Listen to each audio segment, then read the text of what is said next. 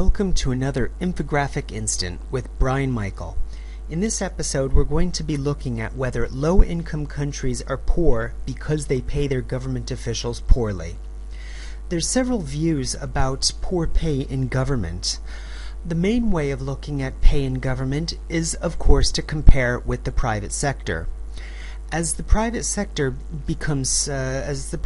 grows, we know that the results of that growth have to go somewhere.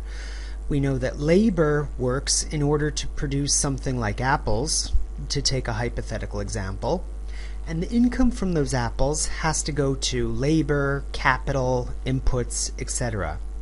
Now the question is, should that output go to in the labor sphere? Should it go to private sector labor, or should it go to public sector labor?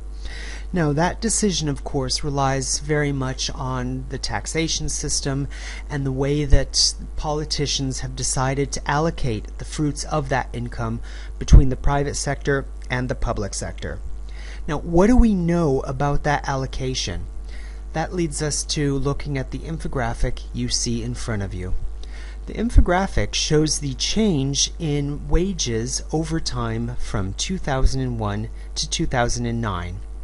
The infographic actually shows the error in this change of wages, where error is defined as the difference between changes in wages of civil servants and government officials and real rates of GDP growth. So, for example, we see that until 2009, most of this error has been negative. That means that across all income levels, civil servant pay growth has been less than GDP growth. Differentiating between types of economies, we see that high-income country public sector wage growth has lagged far less than middle-income countries and low-income countries. The error for high-income countries has been about 40%. The error of this growth rate for middle-income countries has been roughly 100%, and error for low-income countries has been almost 120%. Now, we know several things from this infographic. We know first that all countries' government civil servants are underpaid.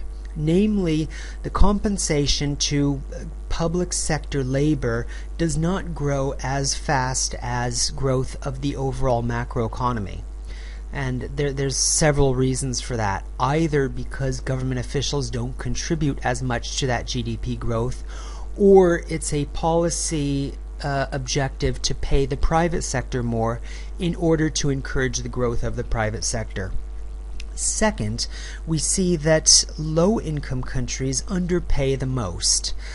In low countries, one would expect that government officials might be paid more than growth of GDP because government wants to encourage the production of those vital public goods that we've talked about earlier that lead to generalized economic growth. The third thing that we see about in the graph is that low and middle income countries have a fair amount of catch-up to do. And moreover, the trend in wages over time has been catching up between 2008 and 2009. We see a marked increase in the change of wages shortly after the economic crisis, and that could of course be because growth rates of real GDP have fallen, or it could be because government officials have decided to change the wage regime in order to deal with the economic turmoil caused by the financial crisis. These data do not tell us exactly the reason for the changes in real wages of civil servants.